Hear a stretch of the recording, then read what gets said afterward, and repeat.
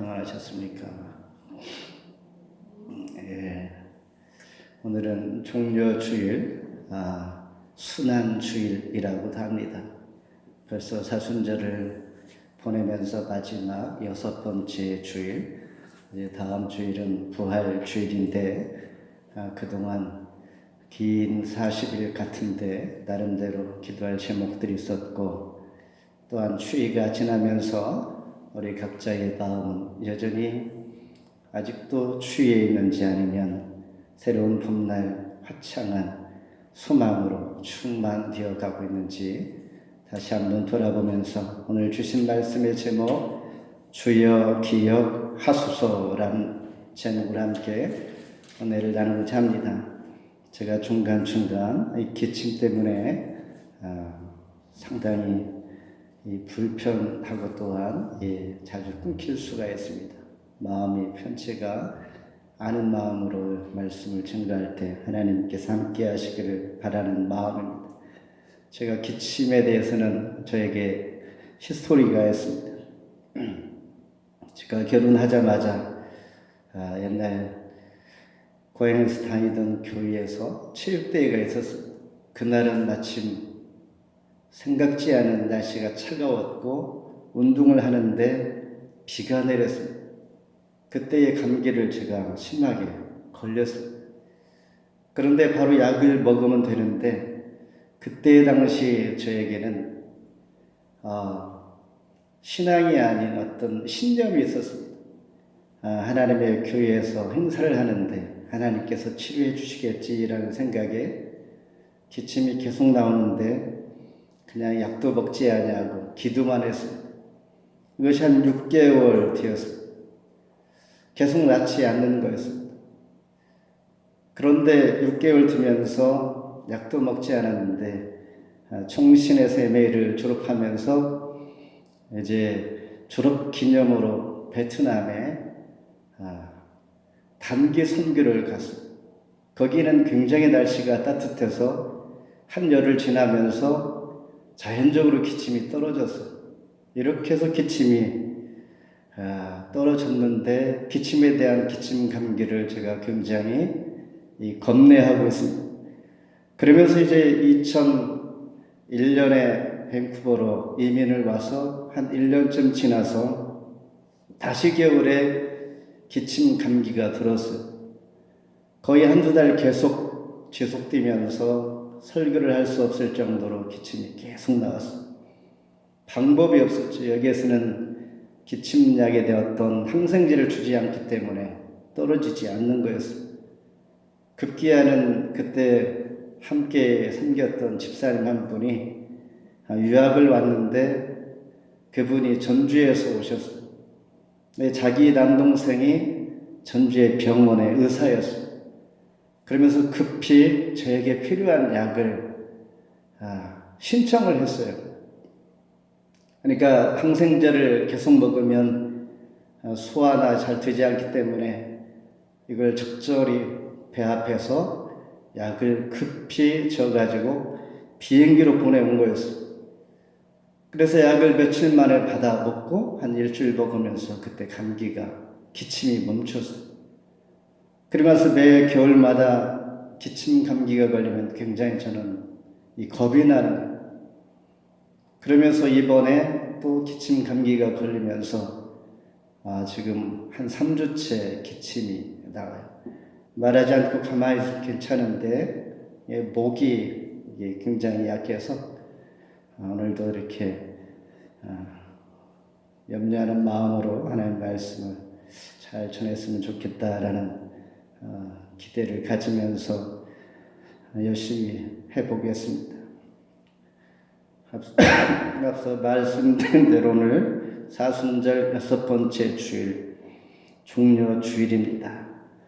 예수님은 공생애를 마치고 인류 구원을 위하여 십자가를 지시기 약 5일 전에 승리의 왕이 타는 군마 대신에 어린 나귀 새끼를 타고 예루살렘으로 입성하시니 그때 수많은 무리들이 의와 아름다움과 승리의 상징인 종려나무 가지로 흔들면서 호산나 다윗의 자손이여 찬송하리로다. 주의 이름으로 오시는 이여 가장 높은 곳에서 호산나라고 외칩니다. 그날이 바로 오늘 종려 주일을 맞이해서 우리 모두가 주님을 환영하며 찬송하며 그런 마음이 십자가 지실 때까지 계속 갈 수 있기를 바라면서 오늘 본문의 시편 25편은 표제어가 다윗의 시 이렇게 표기가 되어 있습니다. 다른 말로 우리는 탄식시라고 말합니다. Poetry of Lamentation. 아무도 자신을 도울 자가 없는 상황에서 고통 가운데 탄식하는 다윗의 시입니다. 그러면서 주여 기억하소서. 자기 자신의 죄를 용서를 구하면서 더 넓게는 이스라엘 공동체 모두에게 환난 가운데 하나님 구원해 주시기를 원합니다 라고 합니다. 이렇게 탄식 가운데 믿음으로 이겨낸 다윗의 시를 통하여 혹시 저와 여러분이 고난과 힘든 고통과 탄식하면서 간절함이 되어 있는 순간순간이 있었다면 오늘 시를 통하여 용기와 새심을 얻는 시간 되기를 바랍니다. 먼저 주를 우러러 보라 1절 같이 한번 읽습니다. 시작. 아멘. 1절에서 3절까지는 탄식의 주된 모티브는 인간의 수치입니다. 에덴 동산에서 아담과 하와는 선악과를 따먹은 후에 죄로 인하여 자신들이 부끄러운 벌거벗은 수치심을 느끼면서 무화과나무 잎으로 허물을 가립니다. 인간마다 가장 힘들어한 부분들은 내 마음 깊숙이 있는 밑바닥에 가라앉아 있는 수치심이 누구나가 있을 수가 있습니다. 쉽게 해서 우리는 열등감, 열등의식, 나의 단점, 남과 같지 않은 이 부분들 이렇게 말할 수가 있는데 우리 모든 살아오면서 수치심이 우리 내면에 있을 수가 있는데 탄식 중에 가장 큰 탄식은 이 수치인 것입니다. 그래서 다윗은 시편에서 2절, 3절, 20절에 보면 하나님 나로 수치를 당하지 않게 하옵소서. 수치심만 우리가 없다면 우리는 조금 어려운 것, 아픈 것 견딜 수가 있게 됩니다. 그러면서 반복하여서 다윗은 주를 우러러 보나이다 라고 말합니다. 지금 읽은 1절은 여호와여 내 영혼이 주를 우러러 보나이다 라고 말하고 있지만은 시브리어에서는 주를 우러러 보나이다 라는 이 단어가 가장 먼저 시작이 됩니다. 이 말은 얼마나 지금 다윗이 고통스러운지, 얼마나 답답하면 간절한 마음으로 하나님 앞에 바라보면서 외치는지를 알 수가 있는 것입니다. 미완료형 시제로서 멈추지 않고 전적으로 계속하여서 하나님을 우러러 본다라는 뜻입니다. 영어 성경에 I lift up my soul 이렇게 표현하고 있습니다. Yes, soul은 life, 생명입니다. 내 생명이 주를 향하여 당신께 그냥 드립니다. 탄식하고 괴로울 때 하나님 앞에 내 모든 것을 그냥 내드리오니 하나님 내가 주를 바라봅니다. 책임져 주시옵소서. 이런 기도지. 마치 오늘 우리가 기도할 때 두 손 들어서 하나님을 향하여 하는 기도처럼 구약시대에 하나님 앞에 드리는 제사 중에 거제라는 제사가 있습니다. 제사의 방법입니다. 영어로 heave, offering, 들어 올리다라는 뜻입니다. 요제 이런 것도 있죠. 요제는 웨이브를 흔들면서 하나님 앞에 드리는 거고 거제는 그냥 들어 올려서 하나님 앞에 드리는 방법이 바로 거제인데 이런 거제의 방식으로 다윗은 하나님 앞에 탄식하며 두 손을 들어 올려 기도하는 것처럼 마음을 우러러 생명을 바치며 하나님 앞에 나를 제물로 하나님 그냥 받아주세요라는 기도입니다. 탄식의 기도, 이런 기도. 그래서 다윗은 5절에 보면 종일 주를 기다려, 15절에서도 내 눈이 항상 주를 바라며 이렇게 간절함으로 주께 올려드립니다. 항상 종일 변함없이 끊임없이 지칠 정도로 하나님을 향하여 올려드리는 이 간절한 기도를 올리고 있는 것입니다. 사람들은 고통이 찾아오면 이러한 생각을 합니다. 왜 하나님 나에게 이런 고통이, 하나님 이런 아픔이 왜 누구 때문에 생긴 거지요? 라고 우리는 생각하게 되는데, 그럴지라도 하나님은 특별히 말씀하시지 않냐고 속 시원한 답이 없는 것이 보통입니다. 그런데 다윗은 오늘 시편에서 특별한 이유를 묻지 않습니다. 하나님 누구 때문에 왜 그렇습니까? 라고 묻지 않고 오직 시선을 하나님을 향하여 우러러 기도할 뿐입니다. 이것이 보통 사람들이 기도하는 다른 위대한 다윗의 기도인 것이죠. 예수님을 팔아넘긴 중대한 죄를 범한 가룟 유다가 있다면, 이보다 더 큰 죄가 있다면 무엇일까? 죄를 범하고 하나님 앞에 나가지 않습니다. 그냥 양심만 바라보면서 양심의 가책을 느끼면서 자살을 선택합니다. 가룟 유다에 비해서 베드로는 훌륭한 사람일까? 그렇지 않습니다. 유다 못지않는 죄를 범한 베드로, 그는 주께로 나아가 회개했습니다. 주를 우러러 바라보는 상황, 하나님께서는 바라볼 때에 그 고통과 또한 탄식의 슬픔의 순간을 변화시켜 우리의 머리를 들게 하시면서 즉각적인 응답이 없을지라도 구원의 확신과 굴복하지 않는 마음을 우리에게 주십니다. 그러면서 위로를 받으면서 원망하지 아니하고 하나님 앞에 믿음으로 견고히 설 수 있게 됩니다. 두 번째는 주의 길을 배우라. 4절 같이 읽습니다. 시작. 가르치소서. 아멘. 이상한 날의 앨리스라는 동화에서 말 재주가 좋고 꾀가 많은 고양이 채쇼 캣이 등장합니다. 채쇼는 채쇼라는 동네의 마을 이름입니다. 이 동네 캣이라는 얘기죠. 고양이. 이 고양이에게 어느 날 이상한 나라의 앨리스는 길을 잃어버렸습니다.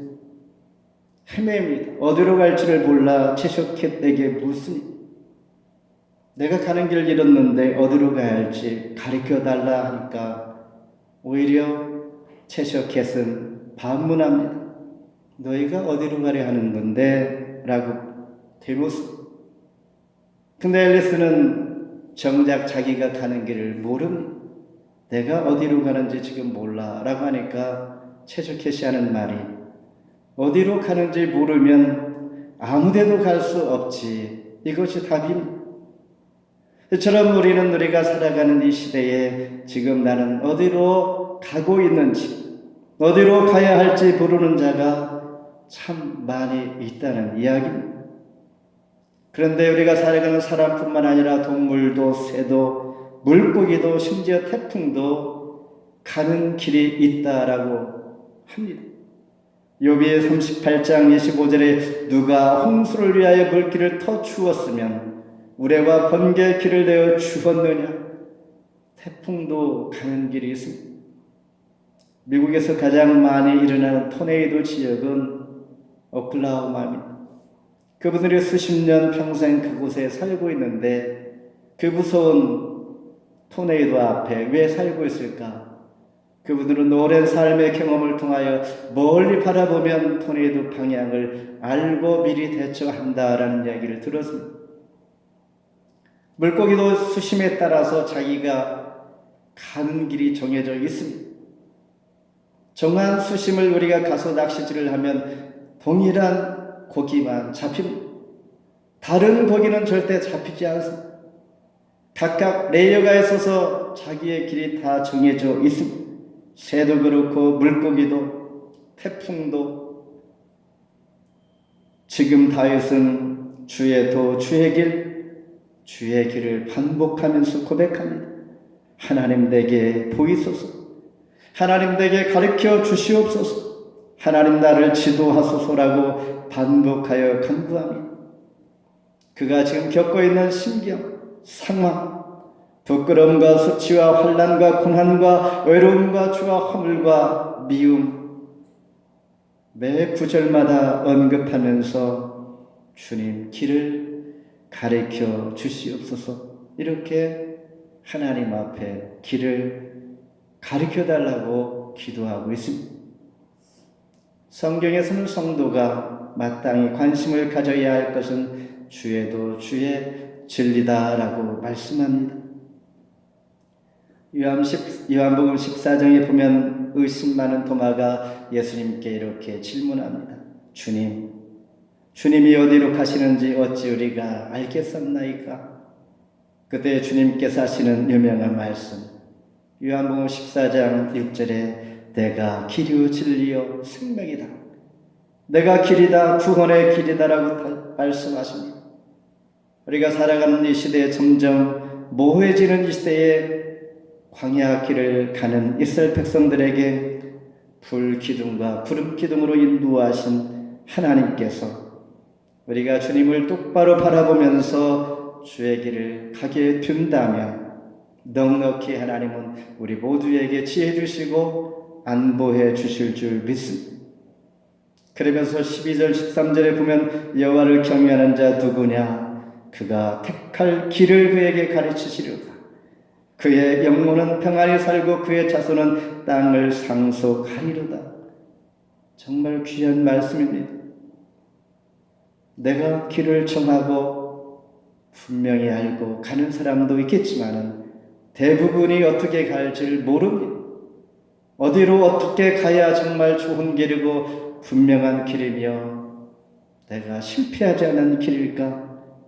지금 읽은 말씀이 여호와를 경외하게 되면 하나님께서 택할 길을 가르쳐 주신대요. 하나님을 의지하면 내가 어디로 가야 할지를 하나님께서 가르쳐 주신다는 것입니다. 그리고 그 영혼이 평안하게 하실 뿐만 아니라 그 자손 대대로 그 땅을 상속하게 복되게 하십니다. 얼마나 귀한 말씀입니다.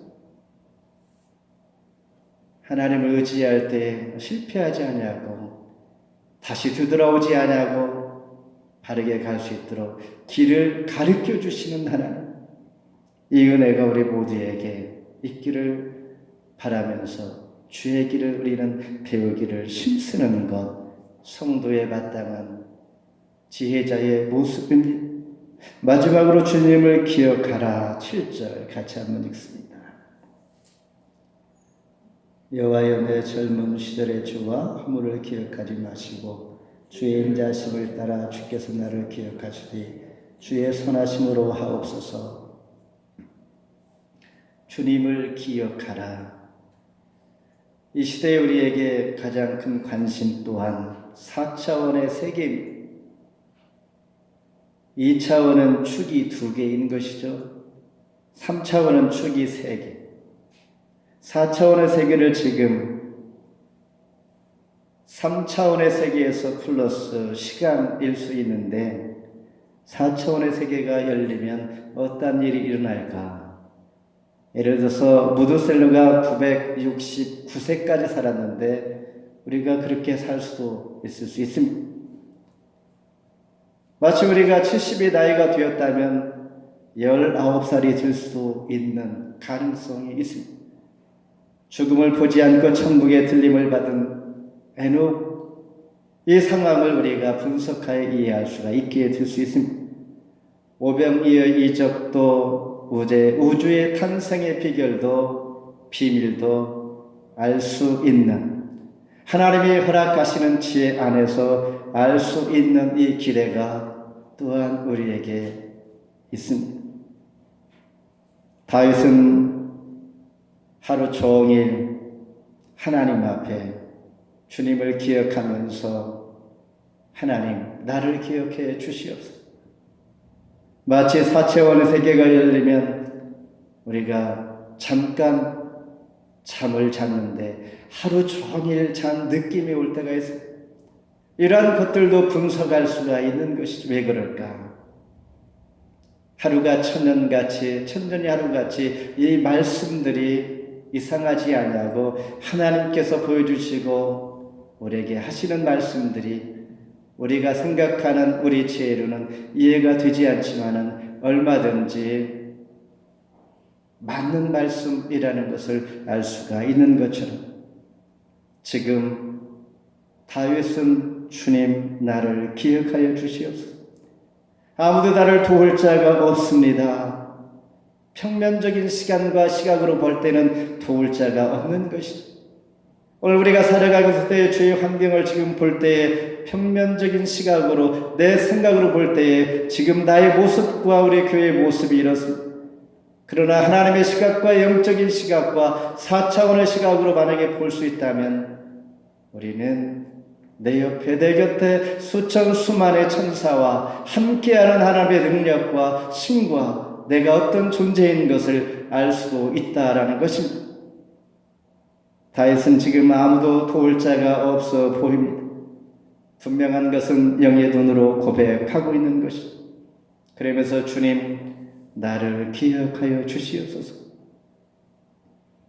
그런데 이 말씀 가운데 이기적인 고백과 같은 말씀 7절에 여호와여 내 젊은 시절의 주와 허물을 기억하지 마시고 주의 인자심을 따라 주께서 나를 기억하여 주옵소서. 내 젊은 날의 죄와 허물은 기억하지 마시고 라고 고백하고 있습니다. 그런데 영어 성경에 보면 나의 죄와 허물 sins and rebellious 복수형을 씁니다. 그래 사람들은 나를 모를지라도 내가 죄가 있는지 없는지 모를지라도 나는 정말 젊은 날의 죄가 많아라고 고백하면서 솔직하게 하나님께 고백합니다. 우리가 잘 아는 다윗의 큰 죄가 있다면 두 가지입니다. 그의 나이 49 정도 됐을 때에 밧세바 우리 아내를 간음한 사건입니다. 또 한 가지는 그가 죽기 약 3년 전에 하나님 원치 않은 인구조사 자기 자신을 과신하기 위한 이 큰 죄로 인하여 얼마나 아파했는가. 그 위에 그 젊은 날의 죄는 거의 기억할 수도 없거니와 성경에 기록되지 않았고 아마 죄와 허물은 거의 없었던 사람이 다윗이었습니다. 그럼에도 불구하고 죄와 허물은 영어 성경으로 이렇게 많은 나 자신 하나님 앞에 솔직하게 고백하는 것이죠.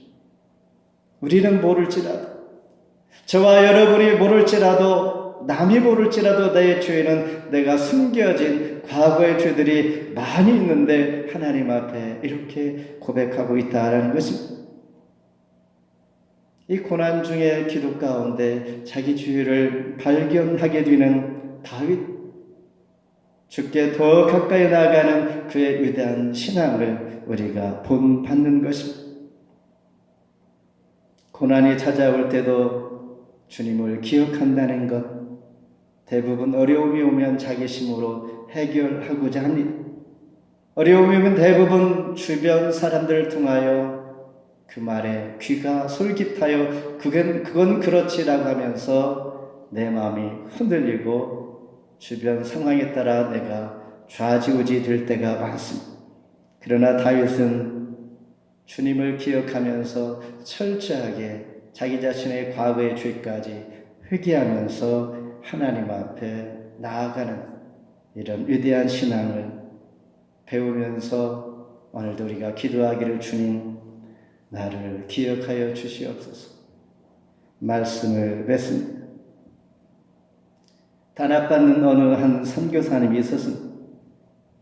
그는 핍박을 피하여서 언덕을 지나고 계곡을 지나 한없이 피할 때에 마침 작은 굴이 하나 있어 그곳에 들어갑니다. 그러나 굴이 너무나 작아서 자기 자신을 충분히 숨길 수가 없는 그 작은 굴. 그 굴에 들어갔지만은 간신히 피한 이봉. 하지만 내가 죽음은 피할 수 없을까? 바로 뒤쫓는 원수로부터 나는 이제 죽었다라고 생각했어요. 그런데 그 굴에 들어간 직후의 짧은 시간 동안에 어떠한 일이 일어났는가? 갑자기 거미 한 마리가 그 굴 입구를 몇 번 왔다 갔다 하면서 거미줄을 쳤습니다. 바로 뒤쫓던 원수가 그 굴 앞에 멈춰서면서 거미줄이 쳐 있는 것을 보면서 아무도 없다는 것을 이해하고 그냥 멈췄다 지나치는 것이었어요. 그때의 선교사님은 순간 감탄하면서 하나님 앞에 이런 고백을 합니다. 하나님이 계신 곳은 거미줄도 성벽과 같은 것이, 하나님께서 없는 곳은 성벽도 거미줄과 같은 것이다. 오늘 저와 여러분이 매우 약한 존재일지라도 하나님께서 함께 하시면 성벽 안에 있다는 사실. 아무리 내가 준비하고 성벽 같은 존재로 그런 환경에 살지라도 하나님이 없으시면 거미줄과 같은 약한 존재의 위험에 처하는 그런 상황에 올 수가 있는 것입니다. 나는 어떠한 사람인가? 주여 나를 기억하소서. 고통과 이유를 묻지 않는 대신 주님을 우러러보는 이 신앙. 길이 없는 광야에서 불과 푸른 기둥으로 인도하신 하나님께서 주님의 길을 알게 하시고 가르쳐 주신 그 은혜를 생각하면서 이번 고난 주간을 통하여 기도하며 나의 어릴 적 젊은 시절의 주와 허물들을 다시 한번 기억나게 하시는 하나님 앞에 감사하며 회개하여 부활의 기쁜 마음으로 하나님 앞에 나아가는 저와 여러분 되기를 바라면서 시편 119편 105절에 주의 말씀은 내 발의 등이요 내 길에 빛이니이다. 아멘. 기도하겠습니다. 하나님 감사합니다. 오늘도 우리를 변함없이